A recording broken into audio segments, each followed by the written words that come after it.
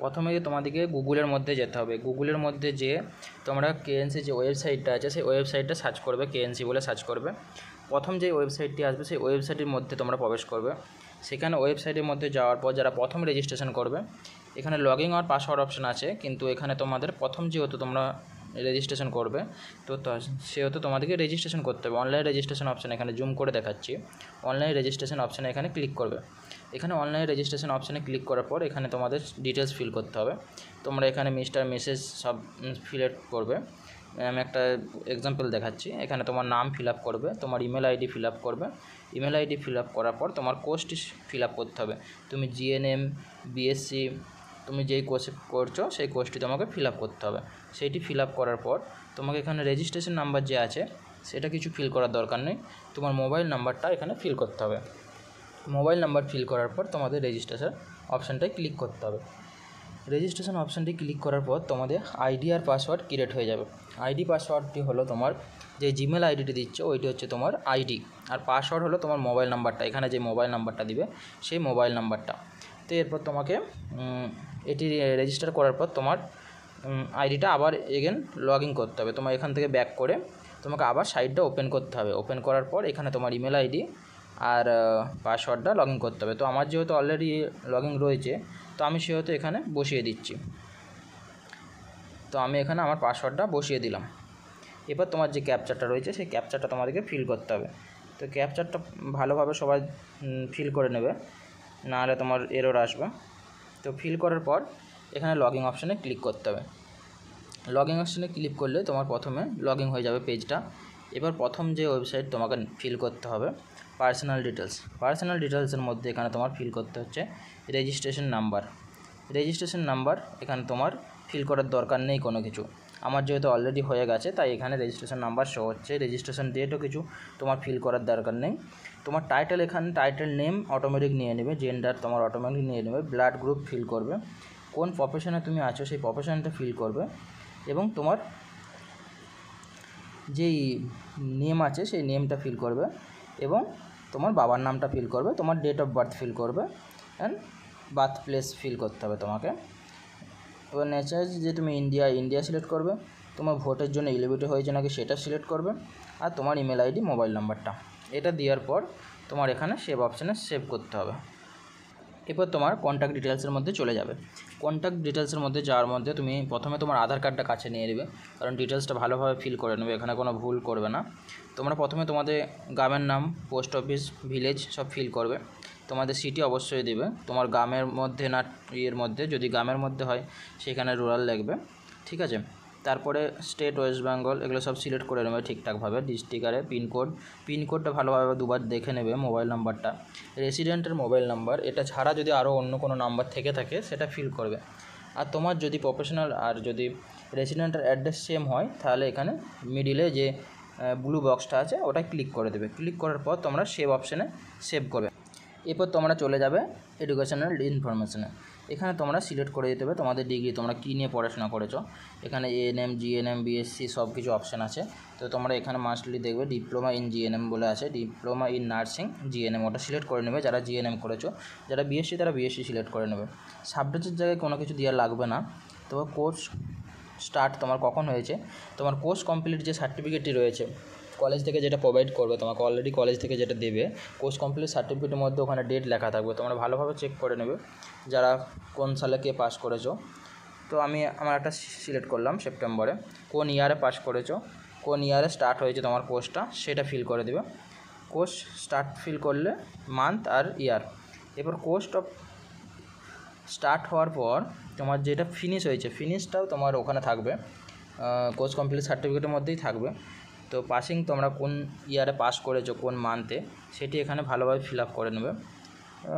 Maybe December 2024 আমি select করলাম maximum. তোমরা নিম হোম ইউনিভার্সিটি, তোমরা কোন ইউনিভার্সিটি থেকে কোর্স কমপ্লিট করেছো, যে রাজীব গান্ধী লিখবে, যে কর্ণাটক ইউনিভার্সিটি কর্ণাটক লিখবে। তো এখানে সিলেক্ট করে নেওয়ার পরে এখানে অনেক অপশান আসবে, তোমরা তোমাদের এটি সিলেক্ট করে নেবে ঠিকঠাক।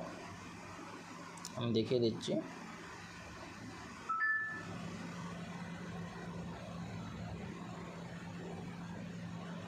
আমি আমার এখানে সিলেক্ট করে নিলাম। সিলেক্ট করে নেওয়ার পর এখানে নেম অফ কলেজ, তোমার কলেজের নেমটা এখানে সিলেক্ট করতে হবে। এখানে কলেজের নেমটা তুমি সিলেক্ট করে নেবে। তোমার ক্যাপিটাল অক্ষর অনুযায়ী তোমার কলেজের সিরিয়াল ওয়াইজ নাম আসবে, তোমার ABC ওয়াইজ করে আসবে। তো সেটা তোমরা তুলে তুলে দেখে নেবে পার করিয়ে। যেহেতু আমার এস দিয়ে, সেহেতু আমার নিচের দিকে থাকবে অনেক, তো তোমরা তোমাদের কলেজের নাম খুঁজে নেবে। তো এখানে তোমরা খুঁজে নেবে। আমি আমার কলেজের নামটা সিলেক্ট করছি। আমার কলেজের নাম হচ্ছে স্যানফোর্ড স্কুল অফ নার্সিং। তো আমি সিলেক্ট করে দেওয়ার পরে এখানে তোমরা সেভ অপশানটি সেভ করে নেবে। সেভ অপশানটি সেভ করে নেওয়ার পর তোমাদেরকে পেমেন্ট অপশানে যেতে হবে। তো যেহেতু আমার অলরেডি করা আছে, তো আমি এখানে ক্যান্সেল করে দিলাম। ক্যান্সেল করে দেওয়ার পর তোমার এখানে পেমেন্ট অপশানে পেমেন্ট করতে হবে। তো পেমেন্ট অপশানে যাওয়ার পর তোমাদের এখানে online UPI, debit card, credit card option আছে। তো তোমাদের কাছে যদি ডেবিট কার্ড হয়ে থাকে তো সব থেকে ভালো হয়। এখানে পেমেন্ট অপশানটি সিলেক্ট করে দেবে। অনলাইন পেমেন্ট অপশানটি ক্লিক করার পর এখানে এখানে তোমরা পেমেন্ট ফর, তোমরা কী জন্য পেমেন্ট করছো সেটার জন্য এখানে সিলেক্ট করবে। সিলেক্ট করে তোমরা এখানে লিখবে পার্মানেন্ট রেজিস্ট্রেশন বলে একটা অপশান থাকবে। এখানে নিচের দিকে পার্মানেন্ট রেজিস্ট্রেশনে ক্লিক করার পর তোমাদের অলরেডি তোমার অ্যামাউন্টটা শো হবে ওখানে।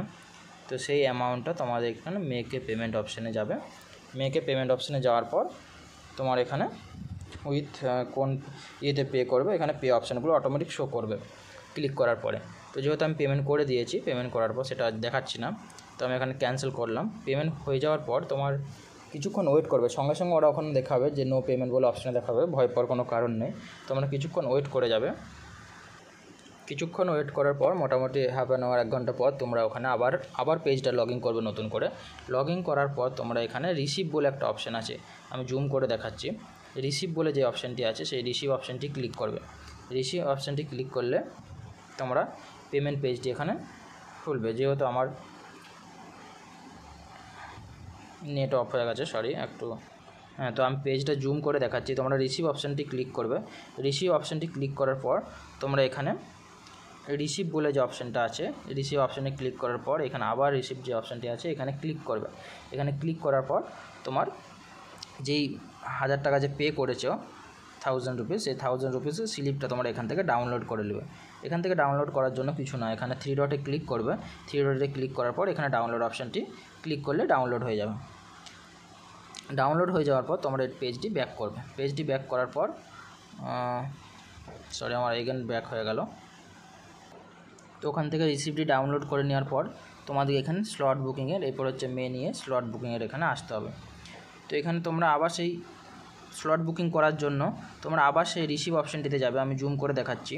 রিসিভ অপশানটিতে যাওয়ার পর তোমরা এখানে অ্যাপয়েন্টমেন্ট পয়েন্ট বলে যে এক অপশানটি আছে, স্টার মার্ক ব্লিঙ্ক করছে, ওটিতে ক্লিক করবে। ওটি ক্লিক করার পর আমার অলরেডি যেহেতু বুক হয়ে গেছে, তো সেহেতু আমার এখানে দেখাচ্ছে না। তো এখানে ক্লিক করার পর তোমার ডেট শো হবে, তোমাদের কোন ডেটে অ্যাপয়েন্টমেন্ট খালি আছে সেই ডেটে তোমাদের অ্যাপয়েন্টমেন্ট বুক করতে হবে। তো এটা সপ্তাহে 1 দিন ছাড়ে এখন নতুন রুলস বানিয়েছে। আগে যেমন প্রত্যেক দিনের জন্য তুমি বুক করতে পারতে, এখন নতুন নিয়ম হয়েছে সপ্তাহে 1 দিন, শুধু শুক্রবার ছাড়ে 12টার পর থেকে। তো যদি তোমাদের স্লট বুকিং নিয়ে কোনো সমস্যা হয় তোমরা আমাকে কমেন্ট করবে, অবশ্যই আমি তোমাদেরকে হেল্প করব। এবং যদি স্লট বুকিং করতে চাও আমাকে মেসেজ করতে পারো, ইনবক্স করতে পারো, আমার কমেন্ট করে জানিও, আমি অবশ্যই সলভ করব প্রবলেম। তো আজকে এই পর্যন্ত, আবার দেখা হবে নতুন ভিডিও নিয়ে। তো যদি ভিডিও ভালো লাগে তোমাদের, কোনো সাহায্য হয়ে থাকে তাহলে প্লিজ লাইক, কমেন্ট, শেয়ার করবেন।